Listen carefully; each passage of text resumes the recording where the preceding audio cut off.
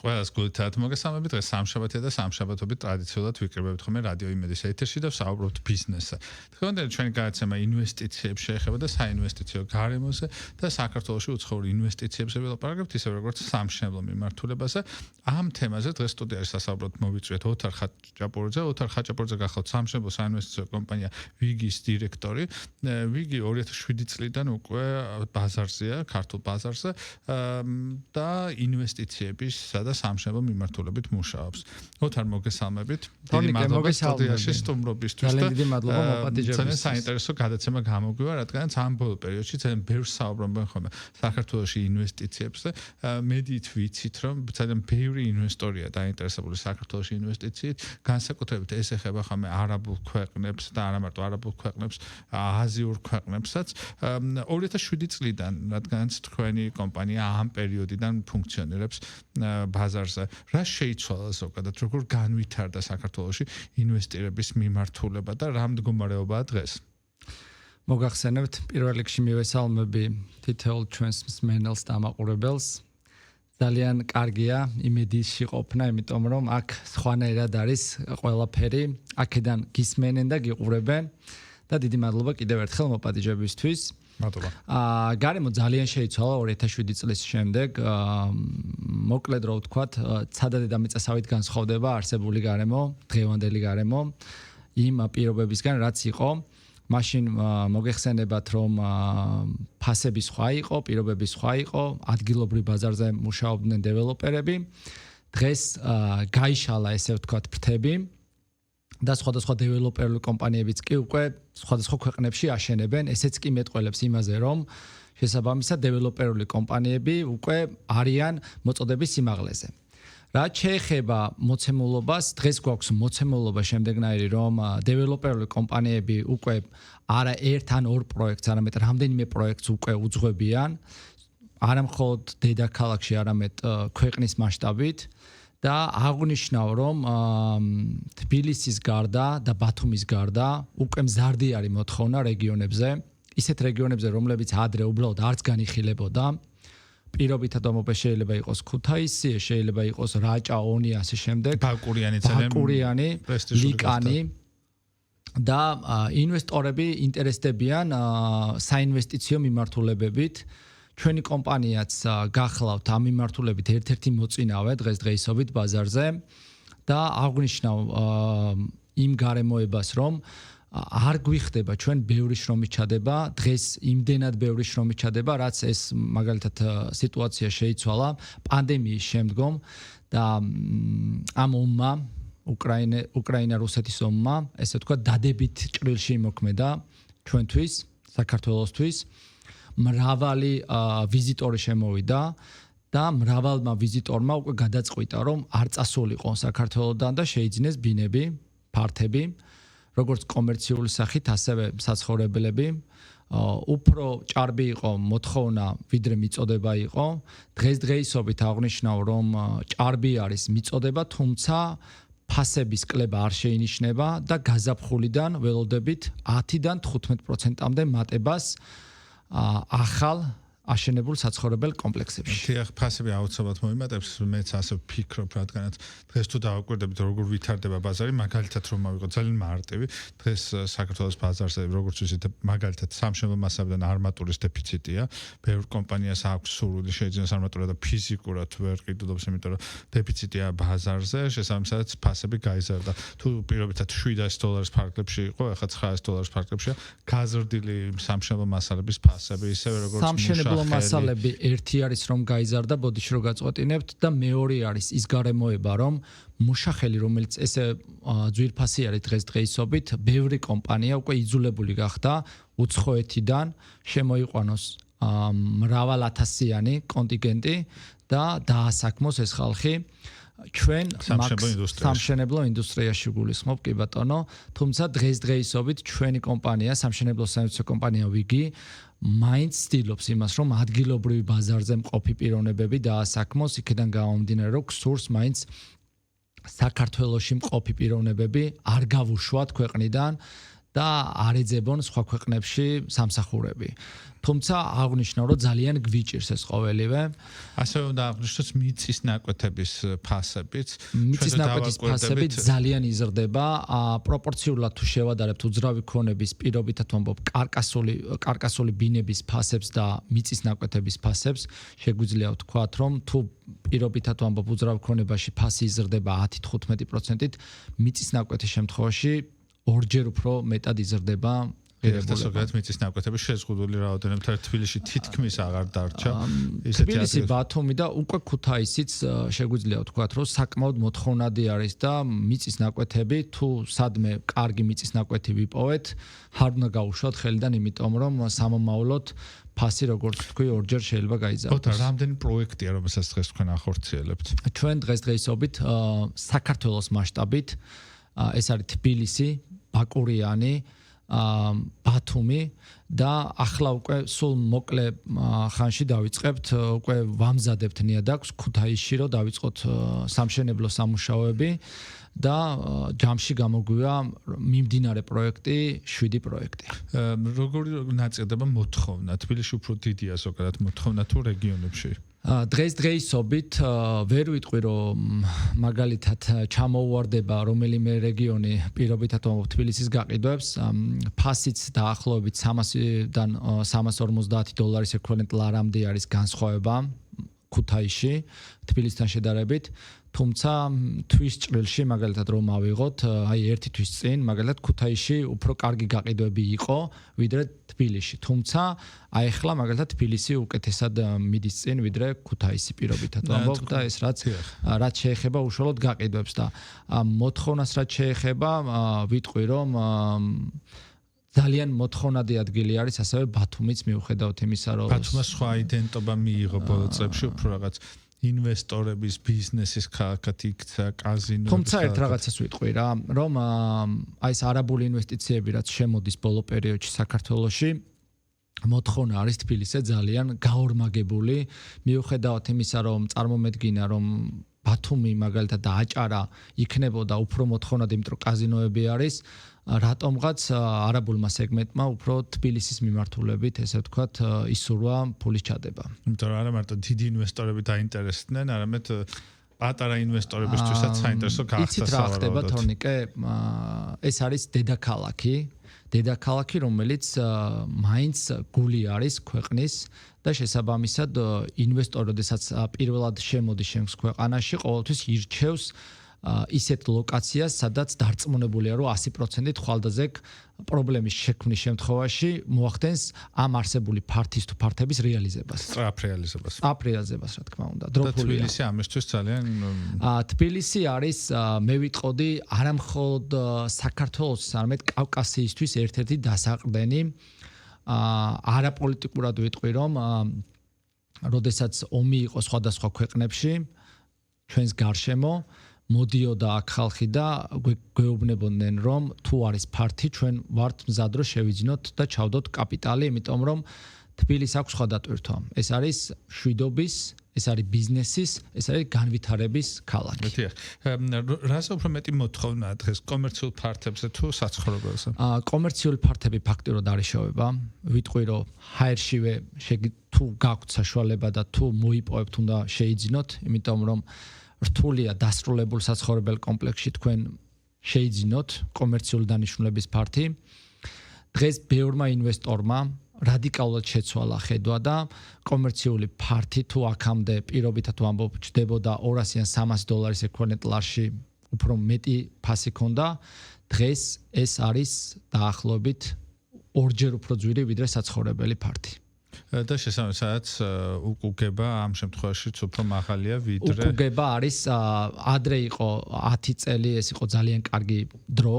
დღეს შეიცვალა ეს 12-დან 15 წლამდე არის სამწუხაროდ გაწერილი, მაგრამ მაინც კომერციული დანიშნულების პროექტები დღეს უფრო მისაღები არის. უფრო მომგებიანია. ბევრად. კომერციულშიც ალბათ რამდენიმე მიმართულება უნდა გამოვყოთ. ერთი პერიოდი თბილისში დეფიციტი იყო საოფისე ფართებისა. რაღაც ეტაპზე ჭარბია დღესდღეობით მიწოდება. ხო, მიწოდება ჭარბია. რაღაც ეტაპზე სასტუმროები იყო დეფიციტი და დღეს სასტუმროების მიმართულება. სასტუმროების მიმართულებაზე მოგახსენებთ, რომ ძველ თბილისში მაგალითად ბევრი სასტუმრო ვიცი, რომელშიც მიმაჩნია, რომ ინვესტირება იქნებოდა კარგი, არის სარეალიზაციოდ გამზადებული, თუმცა იმდენად მაღალ ფასს აფასებენ, რომ უბრალოდ დღესდღეობით ინტერესი ბევრს არ გამოუჩენია, იქედან გამომდინარე, რომ მომავლის ხედვიდან გამომდინარე, არ უნდა დღესდღეობით გამყიდველს, რომ შედარებით სარეალიზაციო ფასში ასე ვიტყვი, გაყიდოს, იმიტომ რომ მიაჩნია, რომ 5-ან 3 წელიწადში მისი ღირებულება გაორმაგდება და მე ვფიქრობ, რომ ახლოს არის იმ მოცემულობასთან, რაც დღეს გვაქვს. ანუ თქვენ ვარაუდობთ, რომ მომდევნო პერიოდში გაზაფხულიდან კიდევ უფრო მეტად მოიმატებს თბილისში მე ვფიქრობ, რომ როდესაც გადაივლის ზამთარი და მარტის თვიდან, აპრილის თვიდან უკვე ფასები მინიმუმ 10-12%-ით გაიზრდება. ეს არის სულ მინიმალური, რაც იქნება. თქვენ საუბრობთ თბილისზე თუ მთელ საქართველოს? საქართველოს მასშტაბით. საქართველოს მასშტაბით. თქვენ საუბრობთ ინვესტირებაზე, თქვენ ახსენეთ არაბული ინვესტიციები საქართველოში. რამდენად ხელი შეუწყო აღნიშნულმა ინვესტიციებმა სხვა ინვესტორების მოზიდვა საქართველოში და რა სფეროებში არიან ისინი ძირითადად დაინტერესებული ფული რომ ჩადონ? მე მაგალითად მომხრევა, რომ მოხდეს სწორი კაპიტალდაბანდება, იმიტომ რომ ეს ყოველთვის იყო ქვეყნის საწინდარი და მე მაგალითად მომხრევა, რომ მოხდეს ფული შემოდინება. რა თქმა უნდა მოხდეს კონტროლი ამ ყოველივესი, მაგრამ შეუძლებელია უძრავი ქონება განვითარდეს ინვესტირების გარეშე. და თუ ეს ინვესტირება იქნება სწორი ხასიათის, რა თქმა უნდა, მე როგორც ბიზნესმენი, როგორც სამშენებლო დეველოპერული კომპანიის დირექტორი და როგორც საინვესტიციო კომპანიის ხელმძღვანელი, ამ ყოველივეს ვემხრობი. დიახ. თქვენ ახსენეთ თბილისში არსებულ მოთხოვნაზე და თქვით, რომ მას შემდეგ რაც არაბული ინვესტიციები საქართველოში წამოვიდა, ძალიან გაიზარდა მოთხოვნა თბილისზე და მოთხოვნა ბათუმს გადააჭარბა, როგორც მე გავიგე. ძირითადად რომელიმე უბანზეა ეს მოთხოვნა თუ ზოგადად თბილისზე ნაწილდება. ძველი თბილისი საკმაოდ აქტუალური არის დღესაც, რა თქმა უნდა, არ კარგავს თავის სიმაღლეს. საბურთალო არის ძალიან მოთხოვნადი, ვაკეც რა თქმა უნდა ძალიან მოთხოვნადი არის. და გამოვყობ, რომ ბოლო პერიოდში ძალიან მოიმატა მოთხოვნამ მეტროს სადგურების გარშემო, იმიტომ რომ საცობებიდან გამომდინარე მოსახლეობას აქვს სურვილი იმისი, რომ ბევრს არ ყავს ტრანსპორტი და ურჩევნია, რომ გადაადგილდეს ასე საქართველოში ძალიან დიდი რაოდენობა არის უცხოელი სტუდენტებისა, რომლებიც საზოგადოებრივ ტრანსპორტით გადაადგილდებიან და ალბათ მათთვისაც მეტროსთან ცხოვრება და სამედიცინო უნივერსიტეტიდან მაგალითად ძალიან დიდი გვაქვს მოთხოვნა გარშემო პროექტები რაც გვაქვს საბურთალოზე, ნუცუბიძე იქნება ეს თუ ზურაბჟვანიას მოედანთან, დიდია მოთხოვნა, უკვე რეალიზება მოხდა ფართების 98% ამოყიდული არის და ვინ შეიძინა, ყველა ამბობს, რომ სამედიცინო უნივერსიტეტის სტუდენტებზე აპირებს გაქირავებას, იმიტომ რომ ახლოს იქნება საცხოვრებელი და ახლოს იქნება უნივერსიტეტი. იმიტომ რომ ფეხდად შეეძებათ და გადაადგილებისთვის ნაკლები ფეხციარული ბევრი სხვა ქვეყნის წარმომადგენლიდან განსხვავებით 2 და 3 ესე ვთქვათ სადგურს არ გაივლიან მაგალითად ისე რომ ფეხით არ გაიარონ, რა ძალიან კომფორტულია მე ვფიქრობ. რაც შეეხება ძველ თბილისს, ალბათ ეს უფრო ტურისტული მიმართულებებისთვის იქნება საინტერესო. ძველი თბილისი, მაგალითად ჩვენ გვაქვს ერთ-ერთი პროექტი, ეს არის პანორამა ავლაბარი, სამების საკათედრო ტაძრიდან სულ რაღაც 300 მეტრში, იდეალური პანორამული ხედებით ქალაქზე. და ვინც დაინტერესებული არის, შეუძლიათ სოციალური გვერდის მეშვეობით მონახონ ჩვენი კომპანია Week Building Company. ძალიან მაგარი ფასდაკლებები გვაქვს თვის ბოლომდე და ნახავენ უშუალოდ ვებ გვერდზე ამ ყოველივეს. გვაქვს 300 მეტრში, სამების საკათედრო ტაძრიდან და სულ რაღაც 4 სართულისგან შედგება, 4 საცხოვრებელი სართულისგან. განაშენიანება მაგ სივრცეში არ შეიძლება და დავიცავით თლიანად რეგულაციები და თლიანად არის აბსოლუტურად კონცეფცია არის 60-40-ზე, ანუ 40% ერთმობა სამშენებლო მოედანს, 60% ეთმობა რეკრეაციულ სივრცეს. რაც დღესდღეობით ფუფუნება არის და ალბათ გამორჩევნებით. კი, დიდ ქალაქებში.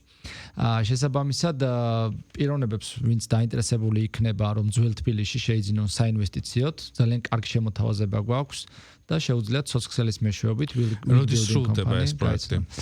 2026 წლის მარტში იქნება ეს პროექტი სრულად დასრულებული. რამდენიმე თვეში 65% ბინების უკვე დაკავებული არის, ანუ შეძენილი გახლავთ. ვინ არიან ძირითადად ინვესტორები, ვინც ყიდულობენ და ვისაც უნდა ალაბარში? ჩვენთან არიან ემიგრანტები, ჩვენთან არიან უცხოეთის მოქალაქეები, რა თქმა უნდა და ისინი აპირებენ კაპიტალ დამბანდების საფუძველზე რომ ალბათ უფრო გაქირავების მინისტრი. დიახ, ეგრეთ წოდებული დღიური გაქირავების შეიცვალა ზოგადად გაქირავების ბაზარი საქართველოში თქვენი დაკვირვებით. ერთი პერიოდის განმავლობაში, როდესაც ომი დაიწყო რუსეთსა და უკრაინას შორის, ჩვენ ხედავდით, რომ ძალიან დიდი მიგრაცია იყო სხვადასხვა ქვეყნებიდან, განსაკუთრებით რუსეთიდან საქართველოში და ბევრი ქირავდა ხოლმე ბინებს. ეხლა ეს სიტუაცია თითქოს შენელდა. იგივე ტრენდი იგრძნობა არა მარტო საქართველოში, არამედ სხვა ქვეყნებში, მაგალითად რომ ავიღოთ მეზობელი სომხეთი, აზერბაიჯანი ამ ომის მიგრანტებმა ეგრეთ წოდებულმა დატოვეს ეს ქვეყნები და სხვა ქვეყნებში გადავიდნენ. ზოგი ამბობს რომ გადავიდნენ არგენტინაში და სამხრეთ ამერიკის ქვეყნებში, ზოგი ამბობს რომ ისინი გაედინნენ აზიის ქვეყნებში, ინდონეზიის მიმართულებით, ტაილანდის მიმართულებით. თქვენ რა დაკვირვება გაქვთ? რთულია თქვა თუ საწავიდნენ კონკრეტულად, მაგრამ ერთს ვიტყვი რომ ეს არსებული ბაზარი ჩაანაცვლა დღეს არაბულმა და ებრაულმა ბაზრებმა ისრაელიდან. ჩვენ მიგვაჩნია რომ წელს 2026 წელს უბრალოდ მომავალ წელს იქნება 20-25%-ით ჯამურად რომ ავიღოთ 20-25%-ით უფრო მეტი ვიზიტორი შემოვა ვიდრე იყო როგორც ტურისტი და აღნიშნავ იმას რომ ქართველი ებრაელების წვლილი აქ არის ფასდაუდებელი ქართველი ებრაელები რომლებიც ოქროს ასოებით უნდა ჩაიწერონ ნამდვილად იმიტომ რომ ისინი ჩვენი ქვეყნის პოპულარიზაციასაც ერთის მხრივ ხელს უწყობენ მეორეს მხრივ უძრავქონებასაც ყიდულობენ და მესამე ყველაზე ისეთი რაც არის გამორჩეული არივიწყებენ ქართულ კულტურას და ხშირად ვარ ისრაელში მაქვს იმისი ფუფუნება რომ ისრაელში მქონდა იმის ფუფუნება რომ ისრაელში მეცხოვრა და დღესაც ისრაელში ხშირად ვარ და შესაბამისად მაქვს განცდა იმისი რომ პატრა საქართველო არის ისრაელში ხო საერთოდ ადამიანებისგან შემდგენ რომელსაც და ვისარგებლებ შემთხვევით და ყველა ქართველ ებრაელს თუ ისრაელში მცხოვრებ საქართველოს მოქალაქეს მივესალმები დიდი სიყვარულით და ვუსურვებ სასურველი ფართები შეძენას რომ მათმა ნამდვილად ის შრომა რასაც იქ ეწევიან აქ იყოს დაფასებული. ასე ოთარ მინდა გკითხოთ მიწის ნაკვეთებთან დაკავშირებით ჩვენ თქვით რომ ამ მიმართულებითაც გაიზარდა. რასაც მე ვაკვირდები, მაგრამ კვლევა არ მაქვს ბუნებრივი ანახი. ძალიან გაიზარდა გარეთ მოსახლეობის გადინება. ბევრი ადამიანი ვილები ეგრეთ წოდებულზე მოთხოვნა არის ძალიან. როგორ შეიცვალა ამ მიმართულებით მოთხოვნა და თქვენ რა გამოცდილება გაქვთ? დაახლოებით რამდენიმე კვირის წინ გახლდით თბილისიდან სულ რაღაც 45 წუთის გზაზე ბაზალეთის ტბაზე. მე აქ ვიმყოფებოდი ბოლოს ალბათ 4-5 წლის წინ და ვერ ვიცანი ეს ადგილი თუ ესე თქვა დამიჯერებთ იმდენად არის შეცვლილი ვერ ვიგრძენი იმიტომ ვერ ვიგრძენი განსხვავება ძალიან დიდი იმიტომ რომ პირველი აქ არის უზარმაზარი მშენებლობები უზარმაზარში გულისხმობა არა მაღალ სართულიანებს არამედ მშენებლობების კი ბატონო სასტუმროები და ინვესტიციები რაც საინტერესო არის და ვთვლი რომ ეს ძალიან კარგია ქვეყნისთვის და ვხედავ უდიდეს პოტენციალს ამ ყოველივეში. და ფასებიც ამ მიმართულებით მკვეთრად იცვლება. $1 ღირდა ბოლოს როცა ვიყავი, ანუ იქამდე სანამ ახლა ჩავიდოდი და დღეს როდესაც გახდით $100 ეკვივალენტში შეუძლებელია კარგ ადგილზე შეარჩიო მიწის ნაკვეთი. ანუ რამდენჯერ არის გადილი ხო წარმოგიდგენიათ. და ამ მიმართულებითაც ვფიქრობ რომ მომავალში კიდევ უფრო მეტად გაიზრდება მოთხოვნა. მეც ვფიქრობ რომ გაიზრდება აუცილებლად. თბილისის შემოგარენი განსაკუთრებით აქტუალურია თუ ჩვენ ნახავთ როგორ განაშენიან და ლისის მიმდებარე ტერიტორია, თაწმინდის პარკის მიმდებარე ტერიტორია და ეს ტერიტორიები როგორ ვითარდება, მომავალი ალბათ ვფიქრობ რომ მაგ მხარესაც სწავა. ერთ ისტორიას მოგიყვებით, დაახლოებით 10 წლის წინ იყო ქართველი ებრაელი ჩამოსული ინვესტორი, რომელმაც თხოვა რომ მიწის ნაკვეთი შემერჩია მისთვის. ჩამოვიდა ეს პიროვნება, სხვა ადგილები ვაჩვენე და მითხრა რომ მოდიო ლისზე ავიდეთო, იქო მაინც იქნება მიწის ნაკვეთი და მეთქი არ იქნება მეთქი რა და დიდი ხანი არ იყო ნამყოფი ეს პიროვნება საქართველოში. აიყვანე ლისე და ეს შენობლებები რო ნახა, აი სადმე ერთი მიწის ნაკვეთი ჩამადგმევინეთ, მეთქი ეგრე აღარ ხდება ჩვენთან უკვე შეცვლილია ყველაფერი კანონმდებლობის მიხედვით ხდება. ასე რომ საინვესტიციო მატულობს მოთხოვნა, როგორც აღნიშნე ჭარბია მithონება, თუმცა ფასები ვერ დაიწევს, იმიტომ რომ ბევრი პირობები არის იმისთვის, რომ ფასმა უნდა იწიოს და ვფიქრობ, რომ ეს ქვეყნისთვისაც კარგია და ინვესტიციისთვისაც, იმიტომ რომ დღეს როდესაც უძრავ ქონებას ვიძენთ ჩვენ, ხვალ მისი ღირებულება უნდა გაიზარდოს, რომ ჩვენ შევაფასოთ ამ ინვესტიციის ხედვა და მომგებიანობა ზოგადად და რამდენად მომგებიანი იქნება.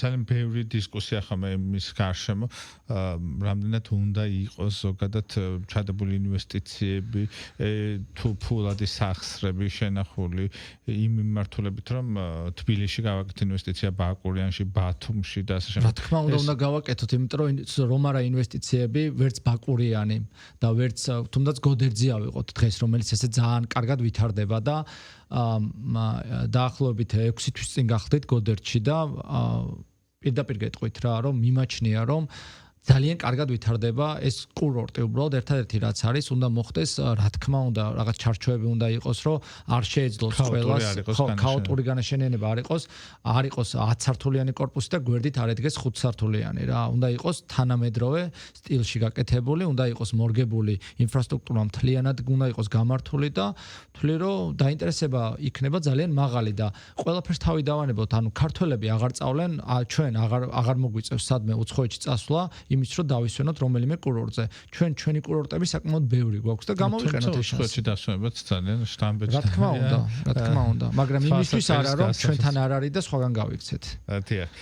თქვენ ასენთ ქუთაისი ამ მიმართულებით გარკვეული პერიოდის განმავლობაში თითქმის არ იყო ხოლმე ინვესტიციები, წლების განმავლობაში ჩვენ საერთაშორისო ქსელებსაც ვერ ხედავდით ამ ბოლო პერიოდში გამოჩნდა საერთაშორისო სასტუმროებიც და ინვესტიციები მომგებიანი გახდა, განსაკუთრებით მას შემდეგ, რაც გააქტიურდა IAP ფრენები ქუთაისთან ევროპის მიმართულებით, რაც კვეთრად ეხმარება ხოლმე ქალაქს განვითარებისთვის. მე მაგალითად მომხრევა, რომ დაიმატოს რა თქმა უნდა სხვადასხვა კომპანიები, გაფართოვდეს ასაფრენი ბილიკი, იმიტომ რომ ვთვლი რომ ქუთაისში დღეს ოქროს ფუნქცია აქვს აეროპორტს, ვიზიტორები, თქვენ შეგიძლიათ პირობითად ვამბობ ნებისმიერ ადამიანს აქვს საშუალება ჩავიდეს ქუთაისში და ნახავს რომ კაფე იქნება ეს თუ რესტორანი იქნება ადგილი შეიძლება ვერ ნახოს საღამოს, იმიტომ რომ უბრალოდ ტურისტებით არის სავსე. და ეს არის ალბათ ამსახურება იმ ავიახაზებისა, რომელსაც დიდი პირდაპირ ფულადი შემოდინება არის. და თან ისეთი შემოდინება, რომელიც სანაცვლოდ ბევრს არაფერს ითხოვს, გარდა კარგი სერვისისა. კარგ სტუმარს მასპინძლობას ითხოვს და ეს ქართველებს კარგად გამოგდის. ქუთაისებს განსაკუთრებით კარგად გამოსდით. ნამდვილად. როგორ შეიცვალა ზოგადად ინვესტიციების მიმართულება საქართველოში წარმოების კუთხით ჩვენ საუბრობთ ახლა უძრავ ქონებაზე, სამშენებლო მიმართულებას და ვამბობთ, რომ მეტნაკლებად მოთხოვნადია სამშენებლო მიმართულებით. არსებობს თუ არა რამე ტიპის მოთხოვნები საინვესტიციო მიმართულებით, რაც წარმოებას ეხება და არის თუ არა რაღაცა საწარმოები ქარხნები, რომლებიც მოთხოვნა არის დღეს საინვესტიციო მიმართულებით. ამ კუთხით საკმაოდ ნაკლები არის მოთხოვნა. თუმცა გამომდინარე იმიდან ალბათ რომ მუშახელი საქართველოში არც თუ ისე IAP-ა. ცოტა რთულია, მაინც თავისი მუშახელი უნდა შემოიყვანონ. თუმცა ვიტყვი რომ წინა წლებთან შედარებით პროგრესი შეინიშნება. თუმცა ეს არ არის იმ მასშტაბის რომ დიდი სახის მოთხოვნა იყოს. საქართველოს ყალიბდება უფრო ნაკლებად მწარმოებელ ქვეყანასთან, თუ არ ჩავთვლით ალკოჰოლის მიმართულებას, რომელსაც ღვინის სახით და სხვა მიმართულებით ფართოდ ვაწარმოებთ. ქართული ღვინო ცნობილი არის თავისი, ესე ვთქვათ, სიმაღლით და შესაბამისად, როდესაც ჩამოდიან სხვადასხვა ქვეყნის წარმომადგენლები, გააჩნია ხა თუ არაბები არიან, რა თქმა უნდა, ღვინოს არ მიირთმევენ, მაგრამ თუ არიან ევროპელები და აზიის გარკვეული ქვეყნის წარმომადგენლები, ყველა აღნიშნავს, რომ ღვინო არის საუკეთესო, კულტურა არის საუკეთესო და საქართველოს დგას ნამდვილად მოწოდების სიმაღლეზე. IT კომპანიებისთვის რეგულაციები შეიცვალა რამდენიმე წლის წინ. ვიცით რომ საგადასახადო კუთხით ბევრი გადასახადი შეუმცირდათ, გათავისუფლდნენ. რამდენად იმოქმედა და ძალიან ბევრი საერთაშორისო კომპანია შემოვიდა, მათ შორის ებრაული კომპანიას, რომელიც IT-ის მიმართულებით მუშაობს, თანამედროვე ტექნოლოგიების მიმართულებით მუშაობს, მათ მოყვა რა თქმა უნდა თავიანთი პერსონალი, რამდენად განაპირობა ამ ფაქტორმაც საინვესტიციო მოთხოვნის ზრდა საქართველოს, იმიტომ რომ IT სფეროში დასაქმებულები ერთ-ერთი ყველაზე მაღალშემოსავლიანი ჯგუფია ჩვენს დღევანდელობაში. თორნიკე ყველაფერი ხელს უწყობს, რაც სწორ კაპიტალ დაბანდებას ეხება და ყველაფერი მოქმედებს უძრავ ქონებაზე, რაც პირდაპირ თუ არაპირდაპირ ინვესტიციებით გამოიხატება და ყველაზე მთავარი რაც არის და ყველაზე საინტერესო რაც არის, ჩვენ ვხედავთ პროგრესს, ჩვენ ვხედავთ ნამდვილად ახალ შესაძლებლობებს და ჩვენ პირადად ჩვენი კომპანია ამ ახალი შესაძლებლობების გამოყენების წინა ეტაპზე დგას. ძალიან კარგი ახალი შესაძლებლობების წინა ეტაპზე და 2026 წელი სულ რამდენიმე კვირაში იქნება და ახლა 3 კვირაში იქნება. 2026 წლის გეგმების შესახებაც მინდა გკითხოთ, ახალი პროექტების დაწყებას ხომ არ აპირებთ, ახალი საინვესტიციო შესაძლებლობები ხომ არ ექნებათ. რამდენიმე მილიონი დოლარის ინვესტიციას მოვახდენთ 2026 წლისთვის. და ვფიქრობ რომ ეს უფრო მეტად იქნება ორიენტირებული ქუთაისზე, უფრო მეტად იქნება ორიენტირებული ისეთ კურორტებზე, რომლებიც არის მაგალითად ბორჯომში ვაპირებთ ჩვენ ახლა მშენებლობის დაწყებას და თბილისის ისეთ უბნებში, სადაც მოგვეცემა საშუალება რომ უკვე დაახლოებით 10-15,000 კვადრატული მეტრი შევიძინოთ და ესე ვთქვათ მცირე ზომის საცხოვრებლები ავაშენოთ თავისი პატარა ეს იქნება ბაღი, პატარა ეზო თუ ასე შემდეგ. მე მინდა ბევრი წარმატება გისურვო ჩვენი საეთერო დროს სწრაფად მიილია. ძალიან საინტერესო დისკუსია გამოგვივიდა. ოთარ ხაჭაპურიძე იყო დღევანდელი ჩემი გადაცემის სტუმარი, ჩვენ სამშენებლო საინვესტიციო გარემოზე ვსაუბრობდით. ოთარი გახლავთ სამშენებლო საინვესტიციო კომპანია ვიგით დირექტორი. ვიგ ბილდინგი 2007 წლიდან მუშაობს საქართველოში საინვესტიციო და სამშენებლო მიმართულებით. დღევანდელი ჩვენ გადაცემა ამით დასრულებულია. ჩვენ ერთმანეთს შევხვდებით შემდეგ სამშაბათს. დიდი მადლობა შემთხვევით და დიდ მადლობას გადაგიხდით კიდევ ერთხელ და მადლობა თითოეულ თქვენთანგანს მხარდაჭერისთვის. დიდი მადლობა და შემდეგ სამშაბათამდე.